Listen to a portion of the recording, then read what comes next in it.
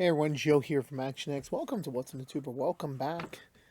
This is your 14th Matlock Season 2 episode review. Hope you're doing well. Hope you're staying safe out there in the big old world.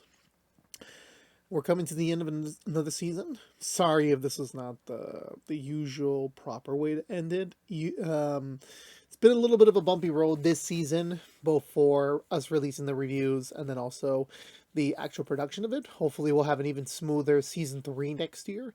But for the time being, we're wrapping it up. And this being, well, from what I'm aware, the season's over at the time of this recording.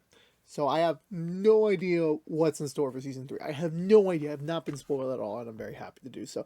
I will be, from a recording standpoint, I will be done with the season this week, and then we'll go to our usual rigmarole postseason, and I'll kind of wrap it up for us for this year for Matlock. But again, it's been a very interesting season. It's been a very interesting season. Can't wait to talk more about it in a few years from now when we do the definitive Season 2 review, where I get to talk about everything. But we're not there yet. We're not there yet. And also, by the time we do a definitive review for Matlock Season 2, it'll be 2029. Damn, I'll be in my 30s by then. When I don't know where things are going to be at when that point comes, but when we get there, we'll get there. But otherwise, going into this episode, this felt amazing. This was a really fantastic episode. It didn't really even do that much crazy things from like a impact standpoint of like the larger story. We obviously did, but this felt like the culmination of 2 seasons worth of like playing around finally coming to a head. And there was a lot of scenes that I was like giddy over. I was smiling. I was just like, damn. I was like, and obviously, still keeping the traditional Madlock case of the week going. I felt like they knocked it out of the park. This was one of my favorite episodes this season, and it almost, like, for me, this hit on a level that, like, I was very intrigued by, from like, where we were last week with the whole AI focused episode. This week being more like the result of that, and as well as kind of, being like a reactionary to that episode, and then also the entire show as itself. And even to the season, this felt like more like a reactionary episode, and it came all to a head. And honestly, this was a payoff. This was, I mean, I couldn't have called it when we were watching episode 1 or episode 2 back a couple years ago, but now we're here in 2026 talking about things that I never thought possible, and they happened, and it's it's on screen. It's like, it's wonderful. It was just a wonderful feeling, from start to finish on that. But with all that being said, let's go for the butcher recap and talk about this week's episode of Matlock. So we pick up with the antecedents news of Joey relapsed. Obviously, telling Augie is a bit of a sore subject right now, considering the fact Augie has been very much team daddy, pardon for a better word. And obviously, he feels very bad by it. He had not expected this to have happened. Obviously, he is devastated to the fact that no matter that, as much as all he has done to be supportive, to be open to him, and hopefully to never get him to touch the substance again, was for nothing. I don't blame the guy for like acting out like he did. Edwin uses this as his opportunity to like really like dig deep on it. Like, that's right, Joey's an asshole. We should never, associate with him ever again. And obviously Manny's like, oh, calm down. We're only just in the throes of it. We need time to digest. We need time to really like kind of figure out what's going on. And it was like, yeah, because you've been talking to the AI version of our daughter, and she thinks she's telling you. You believe she's telling you what Ellie would really say, but again, it's not Ellie. It's fake. We need to move on from this. And what Maddie does is immediately go to AI Ellie to talk about things of the nature.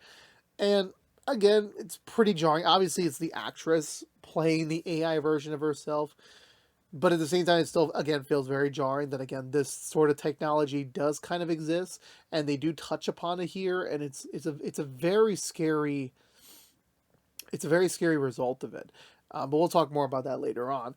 Olympia does call over Maddie as her and Juliet are combing through the financial records of one senior, And sadly, they do bring up some stuff. There was a very substantial withdrawal to an EJ account around the time frame that all this would have happened with the wolf. Of course, obviously, they don't know exactly what EJ is, and Maddie remembers. Okay, no, wait, that is the makeup woman that Senior took with him to Australia back many decades ago. So that has to be the clinch there. So now they have to find a way. How do we bring her? Obviously, last time we've learned about her, she basically cut off Maddie. She cut off Olympia, to essentially never. Well, not Olympia, but mostly Maddie, of like trying not to get back in touch with them because again, this is like bringing up a very uncertain time of her life. You know, back in Australia when the whole Brexit stuff happened. Um, so without a choice, they decided to kind of use an intimidation tactic. A very fair, like I guess in any other person's minds to be like ignore, goodbye, the end. They apparently wanted to put it as an IRS tax call, with Edward portraying the voice of the IRS agent, and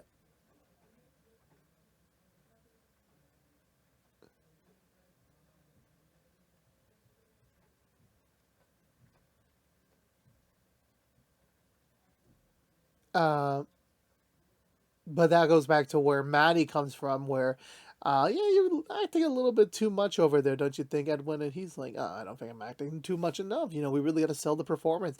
That definitely this could be something that we might get concerned with as the things go with. You know, we want to come to a close here, and obviously Maddie goes, yeah, but you're channeling your anger at Joey to this call, so it's not really helpful to the matter here. Um, Augie comes out, thinking maybe Joey passed away. Because again, when you have basically like when you're fluctuating your body between doses, it kind of would give your body too much of a sudden reaction. So fair point to him. But Maddie's like, I don't think so, but let's give it a couple more days, and if we don't hear from him, we'll go over and check in on him. Hopefully, he's okay of that. Olympia asks Sarah if she has made her determination, if she is willing to rejoin Team Olympia or stay on Team Julian.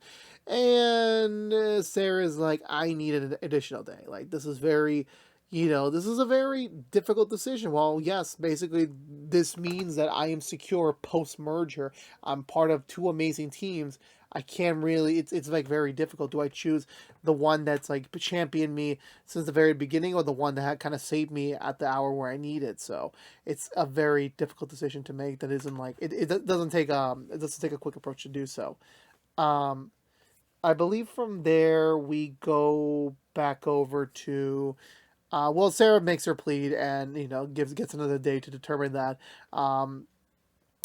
Damn it, Hunter. There we go. Hunter, was asking Sarah honestly, like, let me know what you decide, because if the researcher position gets filled on Team Olympia, where do I go? Like, will I go back to the floater pool? Will I basically just be cut? I would like to know before I get to decide. And obviously, Sarah kind of makes a point where like, well, this is my decision. Like, this is my future on the line. It's also Hunter's too, considering the fact Hunter only is here because Billy got fired and Sarah got kicked off. So it was like he's kind of here because of that. So if Sarah decides to come back, Billy's kind of out of job, essentially speaking, considering the fact they'll most likely cut the floater pool. So that's something that she has to kind of also weigh in her mind about. Um, I believe we go for the case of the week, where it's this very OCD son, who sadly lost his dad about 4 to 5 years ago, and as a result of an accidental hit and run, but they never were able to confirm exactly who the subject was. Which, when he does his research, he was able to determine there was one individual, there was one uh, color corrected vehicle match to the incident, and they already tried to do a criminal case course against him, but sadly, because of the what's the word of it? It's like the age, like you can like it's like I forgot the name of it. It's like the limitation of like the statute of limitations on you being able to file a case in criminal court or in civil court. So without a choice, he has to do it in civil court, and he's just there not really to request Olympia's team services. He's just there to like, I need some advice, because I can do this without a lawyer. I definitely do want to be able to like do the best I can to bring this man to justice, and I just need a little bit of a winning edge. And Olympia's like, no, I'm gonna take the case. Don't worry, I got your back. Which is like wonderful on that one.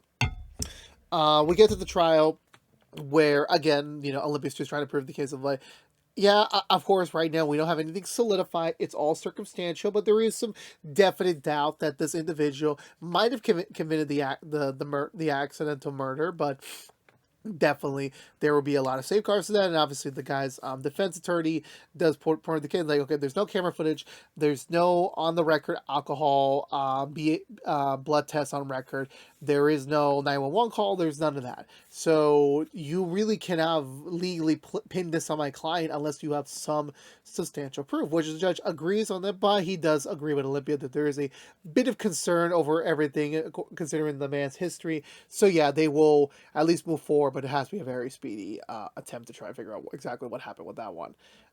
I believe where we go from there, we go back over to Edwin, who lets Maddie know that yes, she did respond. They want to meet on Thursday in order to get the all of her financial paperwork to redeem her IRS issues right now. So definitely that's a big win. She lets Olympia know about it. They're about to celebrate. This could be it. Sadly, however, she shows up at the firm, and obviously this is like totally because again Olympia and Maddie pretend to be completely different people that had no association with Senior's law firm, and thankfully, through the power of comedic timing, they managed to avoid her without much of an issue, and she reunites with Senior. So everyone's kind of playing chicken, where like Julian has to step in. It's like, oh crud, what do I do now? What do I do now? What do I do now? So without a move, Julian intercepts them at his office, and Senior being currently what he is right now with his mental condition, does not deem himself fit to assist her with this. But since Julian gladly volunteered for positive purposes, she decides to elect him to be the person helping her out with his IRS matter. He makes the phone call to Edwin, which again, this was so hilarious, where Edwin's like, Julian, you do know we're on the same side here.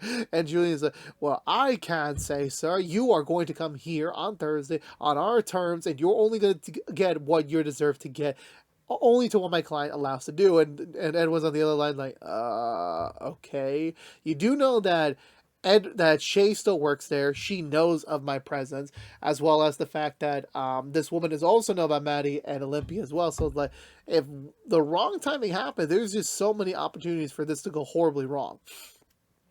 Which they're like, well, I will see you on Thursday then. Which I'm like, this is lovely. This is wonderful. Back to the case of the matter hand. Hunter does do some research where no, there was no official 911 call on the record that night, but there was a non-emergency call that was made, and it does involve the vehicle that the victim's son claims to have been the involved thing in the actual murder.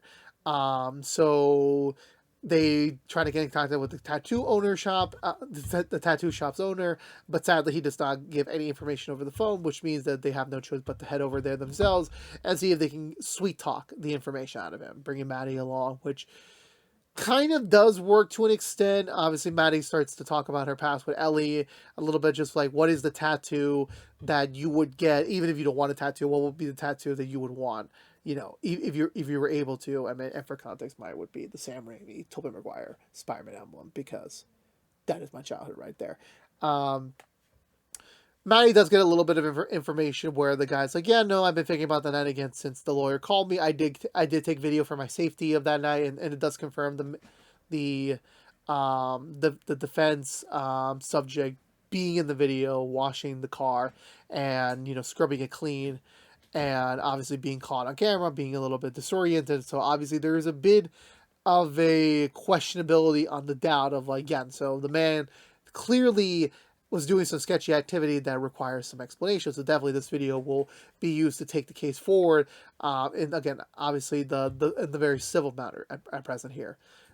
I believe from there, Maddie attempts to get Shay to not be at the building on Thursday during the meeting in hopes that she and Edwin will not cross paths again.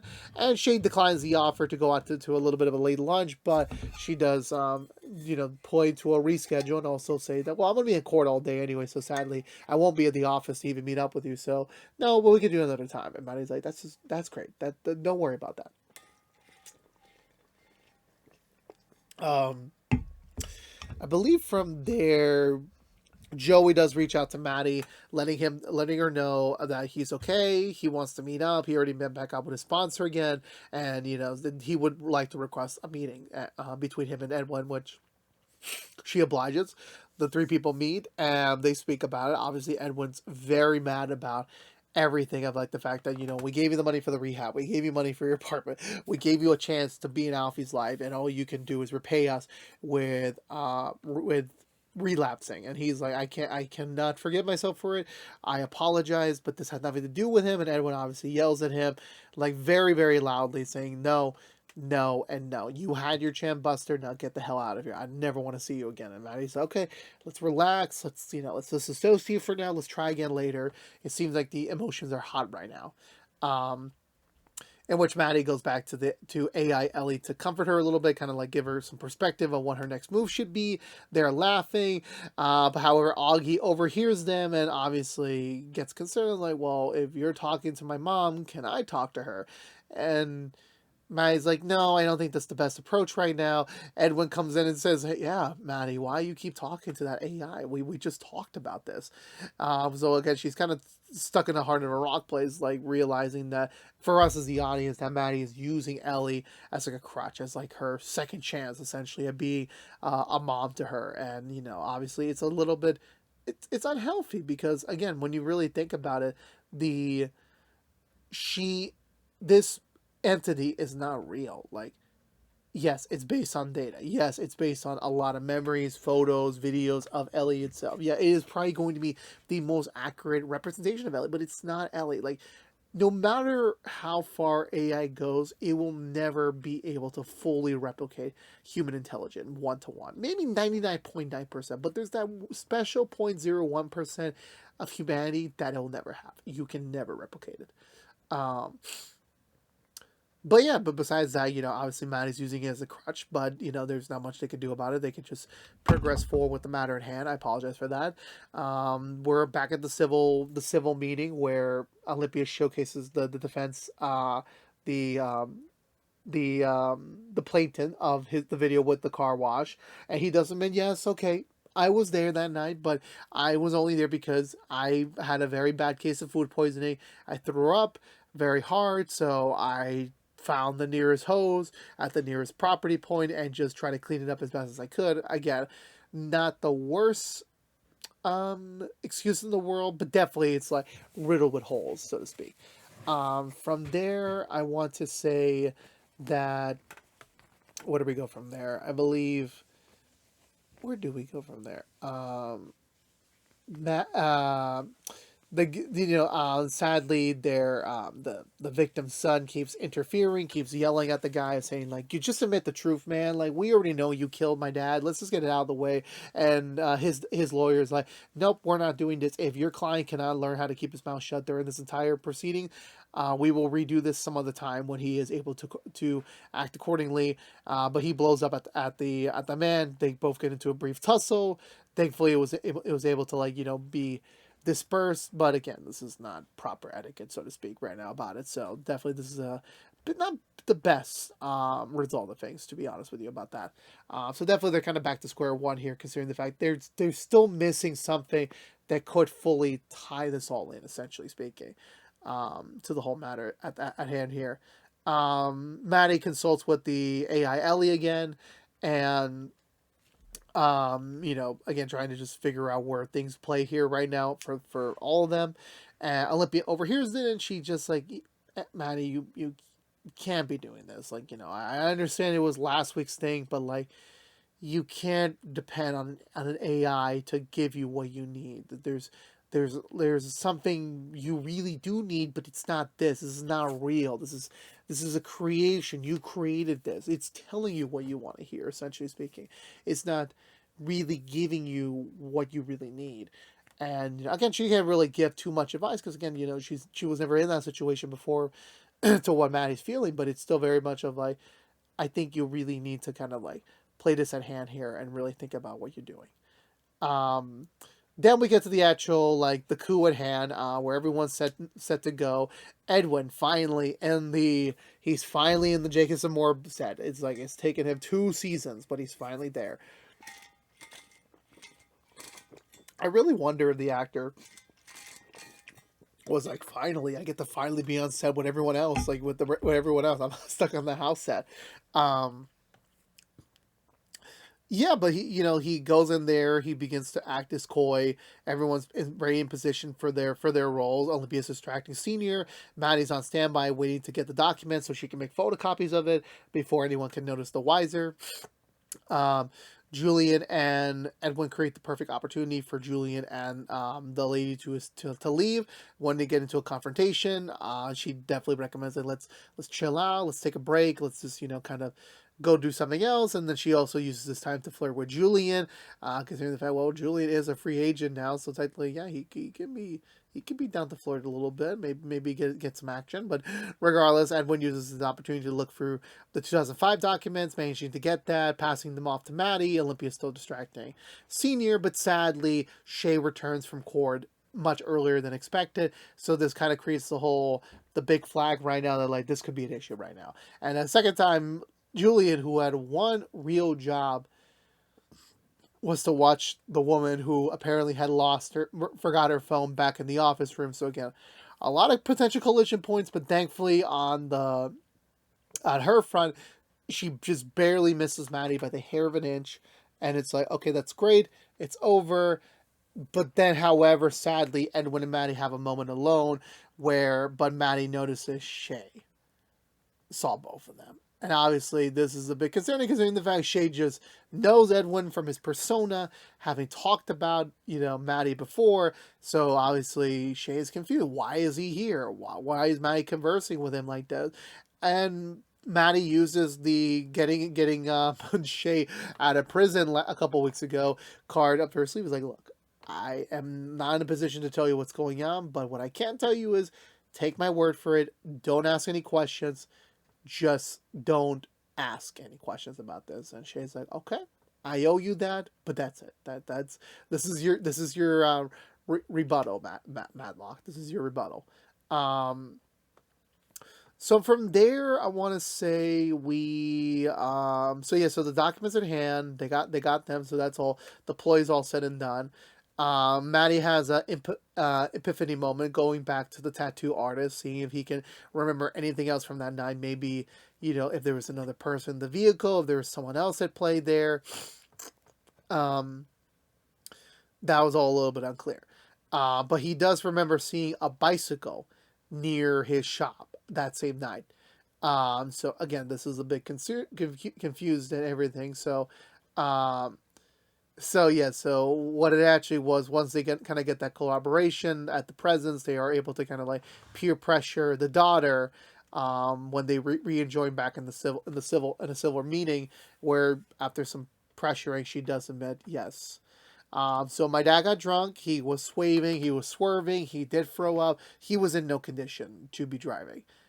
So she rode out there in her bicycle, found her dad, got him in the car, and she drove them back. But since she didn't know how to drive, it was the middle of the night with barely any lights. So sadly, she accidentally hit the man, and obviously left him for dead because she didn't know what to do, and she didn't want to get in trouble. So they ran off for it, and obviously the son is just there, just like hearing all this, like finally hearing the admission of guilt, and the father's like, I just didn't want her to get in trouble. She had so much of her life left to go through. Like, I just didn't want her to be ruined because of my mistakes. But with this confession, yeah, this is definitely enough. They need to like take this, they can even be charged for prison time for this one, because in fact it led to a murder. So that was devastating. Maddie goes to comfort the kid about it, and just let him know, like there's gonna be more moments like this. There's no like solution to this whole ordeal. You could take therapy. You could do all the rigmarole to think like you can get back to normal, but in reality you can't. It takes time. There's not even just the PTSD, the emotional, there's the trauma, there's like so many different other factors that you kind of need to be self-aware of that. You will not be able to like process all that in a set amount of time. It could take years, it could take decades. It's just like, like that's all you can really do. And it's like, all, obviously he has regret that like the last moments with his dad was spent fighting and that they were never able to make up. And, you're just filled with regret. And that's why, at least in my POV in life, I never try to leave anything bad because you never know when is that last time you're going to see that person, and you rather end it on the best of notes possible than leave it on a cliffhanger, because you're just going to be haunted with that for the rest of your life. That's all you can really do. um so as a result of it, for again, like I'm saying, for Julia's, not for Julia, for Maddie's case, she takes that back to Edwin, letting him know, like, while he has, also worked through his, his emotions, the trauma still there of like failing as a father, not like intervening when you could have to save your daughter. And he breaks down, he cries, he admits, like, yeah, and he was taking out on Joey because of everything going on. It was just an easy ploy to like kind of switch the pain over to him, switch that anger towards them. And as a result of it, Maddie tells him like, it's okay, it's fine, but we really should like, um, give Joey a chance, because I don't want to have another Ellie situation. I don't want Augie to not have a real chance to know his fault. Like, we all make mistakes. We're all humans. We just need to be patient and give people a second chance when it's really worth it. They call Joey back in, and they are able to like give him a heart to heart moment with Augie, and he apologizes for like being aware of his presence but never doing anything of it, and that now all he can do is just say I'm sorry and just do the best he can, be the best father he can be, for the rest of the time. And it's a really heartwarming moment of it's like closure in a way, somewhat. Um, so yeah, before we finish it up properly, Sarah takes a very long and hard look on herself, admitting to Hunter that like all of her life she's always had the goalposts, like, I'm gonna graduate high school, I'm gonna graduate college, I'm gonna graduate law school, I'm gonna get into Jacobson Moore, I'm gonna be on Team Olympia, and she got all that. And now it's kind of like, again, it's like she just wants to know where to go, and her having multiple different stopgaps now is just, it's a lot for her. She's just trying to figure out what is the right approach, what can I do, what is my next path. And you know Hunter says, like, like, I think you should also take time to do things for yourself and, really think about you. And Sarah agrees and decides to take the full remaining 2 weeks before the merger is over to fully decide, because she's worth it. She's worth really thinking about her future. Like, for once, she's not going to dictate it on Olympia or Julie or anyone else. She's going to make the choice for herself, and that will take some time. And Olympia agrees, like, yeah, and if you decide to join me, I will be thrilled, but if you don't, I will also respect that. So thankfully, there's a bit of maturity on that one. But at least the last piece of good news is that Maddie gets a call from Olympia. Actually, no, not yet. So Maddie also decides to let go of AI Ellie. It's not healthy. It's not something that she needs right now. That there are people that she loves that are right there right now in the flesh, that that she could lean on. And AI Ellie was just a crutch, and so she shuts her down, and it's like a moment of like, I guess in a way, properly saying goodbye to it, so to speak.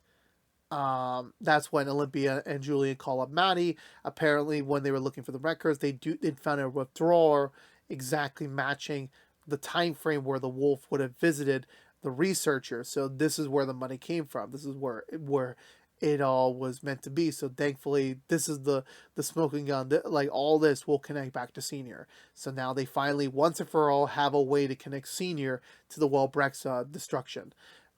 Which again, this is definitely probably the coup de grace for Senior. But will it exactly work? Guess we'll find out next time. Because that was it for this week's episode of Matlock.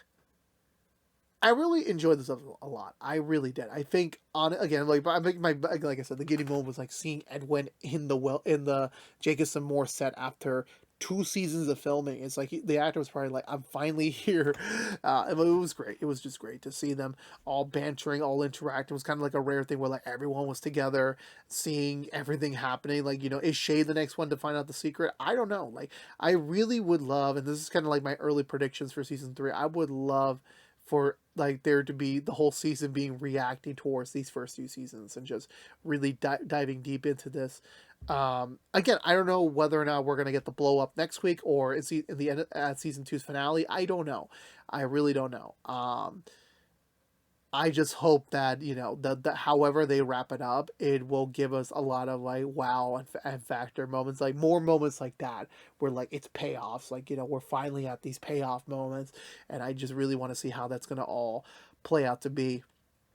Um, Sarah putting herself first was great to see. It was kind of like a very roundabout way for her character finally to give herself some credence and give herself some some perspective and to put her first on the list, because that's a really good life advice. Always put yourself first. You will always love someone. There will always be someone that will lean on you, but you got to focus on yourself too. Otherwise, if you're not yourself, how can anyone lean on you? But more importantly, seeing Maddie trying to cover her grief with so many different facets, with Joey, with AI Ellie, just Augie and even Edwin to an extent. It's just a lot for her to handle. It's like, sometimes, and I agree with her, sometimes you need an escape from reality. You need that one thing that it's not the best thing to do. It's not hurting anyone really, but it's hurting yourself. And I think honestly, just having that revelation of like realizing it's not right. It's not what I should be doing. But what can I do specifically is just to be able to, acknowledge it and do my best to move forward from it. So just seeing that with her kind of having to contend with that was, I think, the best thing for them to play out with this specific season, with this episode.